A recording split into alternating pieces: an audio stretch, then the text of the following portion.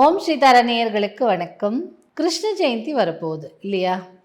கிருஷ்ண ஜெயந்தினாலே பசங்களுக்கு கொண்டாட்டம் இருக்கோ இல்லையோ, நமக்கு கொண்டாட்டம். யாருக்கு குழந்தை பிறந்தாலும், ஆண் மகன் பிறந்தாலும் சரி, உடனே எனக்கு கிருஷ்ணனே பிறந்திருக்கான் அப்படின்னு சொல்லுவாங்க இல்லையா? குழந்தைகள் என்ன தான் விஷமத்தனம் பண்ணாலும், என்ன தான் சேட்டை பண்ணாலும், குழந்தைன்ன உடனே கிருஷ்ணன் ஞாபகம் தான் வரும் இல்லையா? ஸோ இந்த கிருஷ்ண ஜெயந்தி என்ன அப்படி ஒரு ஸ்பெஷல்னா, எல்லா தாய்மார்களுக்கும் தன் குழந்தை கிருஷ்ணன் தான் இல்லை? ஸோ அந்த அந்த தாய் யசோதை அந்த கிருஷ்ணனை வளர்க்கும் போது என்னெல்லாம் படுத்தி எடுத்திருப்பா. ஆனாலும் கிருஷ்ணன் மாதிரி தான் எனக்கு குழந்தை வேணும்னு சொல்லுவாங்க இல்லையா?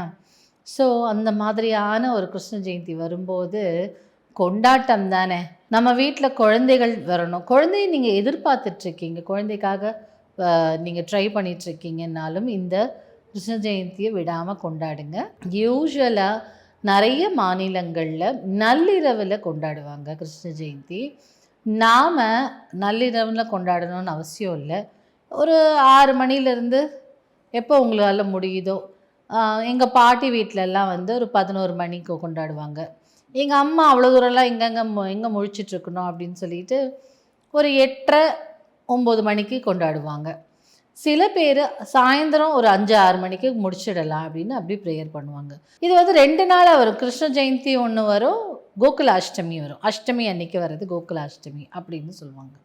ஸோ இப்போது இந்த கிருஷ்ண ஜெயந்தி அன்னைக்கு, கோகுலாஷ்டமி அன்னைக்கு நிறைய பட்சணங்கள் செய்வாங்க. பட்சணங்கள் என்ன, நம்மளுடைய ட்ரெடிஷ்னலாக ஆத்தென்டிக்கான பட்சணம் பார்த்திங்கன்னா முறுக்கு, சீடை, எள்ளுருண்டை, பொரி உருண்டை, இப்படியெல்லாம் குழந்தைகள் உண்ணும் உணவாக. இப்போது ஸ்நாக்ஸ்னாலே பசங்களுக்கு இப்போ எனக்கு பிஸ்கட் வேணும், சிப்ஸ் வேணும், இப்படி வேணும், அப்படி வேணும்னு கெமிக்கலி ப்ராசஸ்டு ஃபுட்டை சாப்பிட ஆரம்பிச்சிட்டோம். அப்போல்லாம் பட்சணம் செய்யறதுக்குன்னே நிறைய கதைகள் சொல்லுவாங்க எங்கள் அம்மா பாட்டி எல்லாம். அப்போது மாதம் குழந்தைகளுக்கு பட்சணம் செய்கிறதுக்குன்னே ஒருத்தர் வீட்டில் பட்சணங்கள் செய்து வச்சுடுவாங்களாம் அவங்களுக்கு.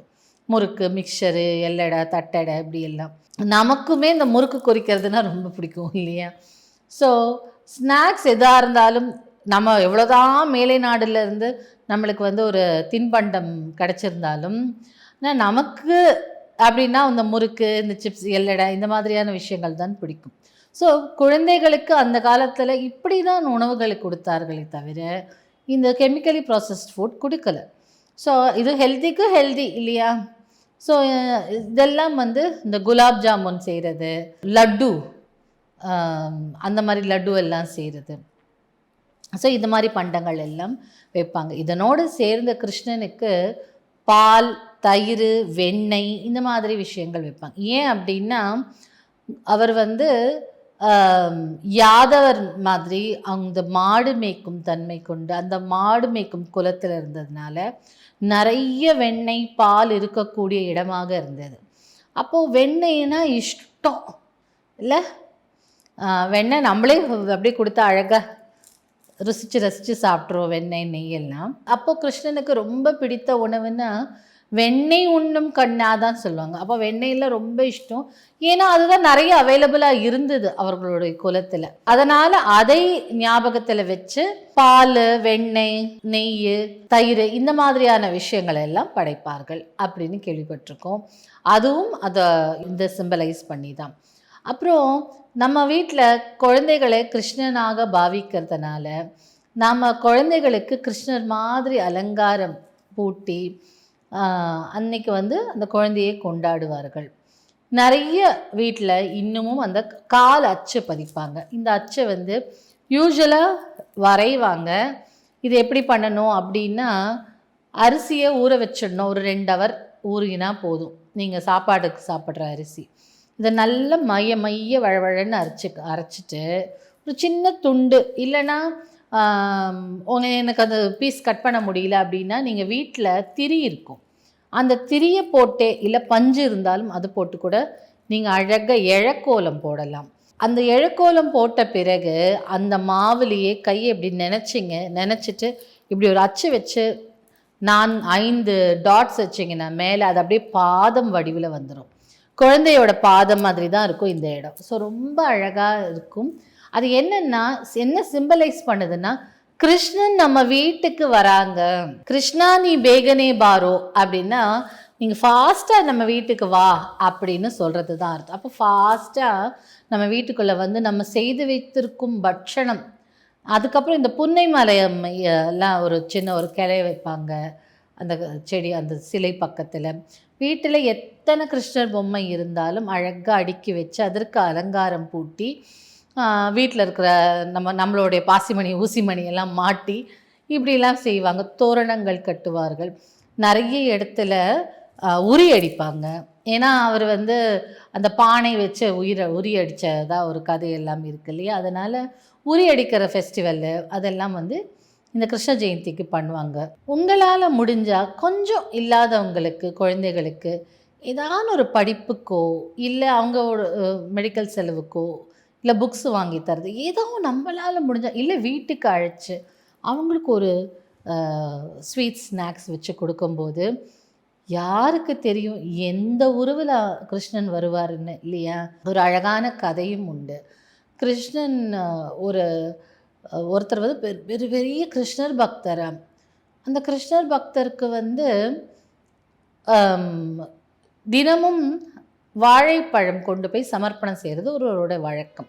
ஒரு நாள் ஒருத்தர் வந்து சொன்னாராம், எனக்கு ரொம்ப பசிக்குது, எனக்கு ரொம்ப முடியல, எனக்கு ஏதானு சாப்பிட கொடுங்க. இந்த வாழைப்பழம் வந்து கிருஷ்ணருக்கு கொண்டு செல்கிறோமே, ஆனால் அவரை பார்த்தா ரொம்ப நோய் வாய்ப்பட்டு ரொம்ப நோஞ்சானா இருக்கிறாரு, பசி தாங்க முடியாமல் அவஸ்தைப்படுறாரு, அவருக்கு ஏதானு கொடுத்துதானே ஆகணும். சரி நம்ம தினமும் கிருஷ்ணனுக்கு கொடுக்குறோம், இன்றைக்கி ஒரு நாள் இந்த ஆளுக்கு கொடுக்கலாம் அப்படின்னு சொல்லிட்டு எல்லாமும் கொடுக்கல. அதுலேருந்து 2 பழம் மட்டும் கிருஷ்ணனுக்கு அந்த ஆளுக்கு கொடுத்துட்டு மிச்சத்தை கொண்டு போய் இவர் கோயிலில் கொடுத்துட்டாராம். ஆனால் அன்றைக்கி நைட்டு கனவில் வந்து, நீ இத்தனை நாள் கொடுத்தையே எனக்கு பழமே வந்து சேரலை, ஆனால் 2 பழம் தான் இன்றைக்கி கிடச்சிது இத்தனை நாள் கழிச்சு அப்படின்னு சொன்னாராம். அவருக்கு ஒரே ஷாக், எப்படி இந்த மாதிரி அப்படின்னு சொல்லும்போது அப்போ தான் இவருக்கு புலப்பட்டு தான் அந்த 2 பழத்தை இவர் தானமாக கொடுத்தாரு இல்லையா, அந்த வடிவில் அந்த கிருஷ்ணர் வாங்கியிருக்காரு. நம்மளை சுற்றி யாராவது கஷ்டப்படுறவங்க இருந்தாங்க அப்படின்னா அந்த குழந்தைக்கோ அந்த நெளிந்தோருக்கோ வயதானவருக்கோ இந்த நம்மளால் முடிஞ்ச அளவுக்கு ஏதானு ஒன்று, ஒரு சட்டை எடுத்து கொடுத்தா கொடுக்கலாம், இல்லை சாப்பிட்றதுக்கு உணவு கொடுக்கலாம், படிக்கிறதுக்கு ஏதோ ஒரு பென்சில் பாக்ஸும் வாங்கி கொடுக்கலாம். அதுவுமே ஒரு கிருஷ்ண ஜெயந்தி செலிப்ரேஷன் தானே. ஸோ இதெல்லாம் பண்ணலாம். இப்போ இந்த கிருஷ்ண ஜெயந்தி வந்து ஏன் இவ்வளோ சந்தோஷமாக இருக்கோ அப்படின்னா, குழந்தைகளுக்கு திடீர்னு ஒரு வேஷம் எல்லாம் போட்டு அழகாக இருக்கும்போது குழந்தைகள் சந்தோஷமாக தான் இருப்பாங்க. வீட்டு ஃபுல்லாக அன்றைக்கி வந்து சண்டை போடாதீங்க. யாரும் ஏதாவது தப்பு பண்ணியிருந்தா கூட அன்றைக்கி ஒரு நாள் ஆக்சுவலாக மன்னிச்சு விட்டுறது நல்லது. கூச்சல் இதெல்லாம் இருந்தால் எப்படி அந்த குழந்தை இருக்கும்? நம்ம வீட்டில் கத்தினாலே குழந்தைய பயப்படும் இல்லையா.